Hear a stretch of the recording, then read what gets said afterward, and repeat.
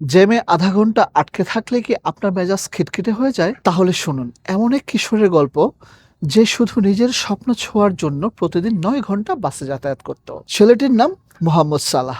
মিশরের ছোট্ট গ্রাম নাগরিক থেকে বিশ্বসেরা ফুটবলার হওয়ার স্বপ্নে প্রতিদিন সকাল ৭টায় স্কুল থেকে বেরিয়ে পড়ত সে। আরামদায়ক কোনো জার্নি নয়, ৩ থেকে ৫ বার লোকাল বাস পাল্টে কায়রোতে পৌঁছাতে হতো তাকে। ৪.৫ ঘন্টা যাওয়া আর ৪.৫ ঘন্টা ফেরা।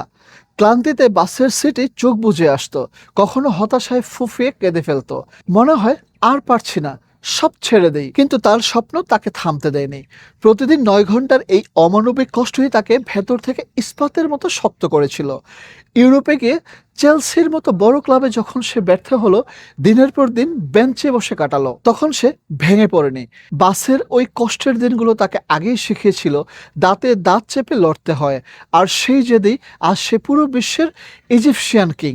সালার গল্প আমাদের চোখে আঙুল দিয়ে দেখিয়ে দেয়, আরামের চেয়ারে বসে ইতিহাস গড়া যায় না।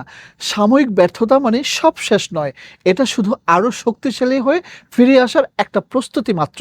আপনার সবচেয়ে বড় স্বপ্নটা কি? আজ সেটার জন্য আপনি কতটা ত্যাগ স্বীকার করতে রাজি? কমেন্টে জানান। আর এমন অনুপ্রেরণার গল্প নিয়মিত পেতে এখনই ফলো করুন।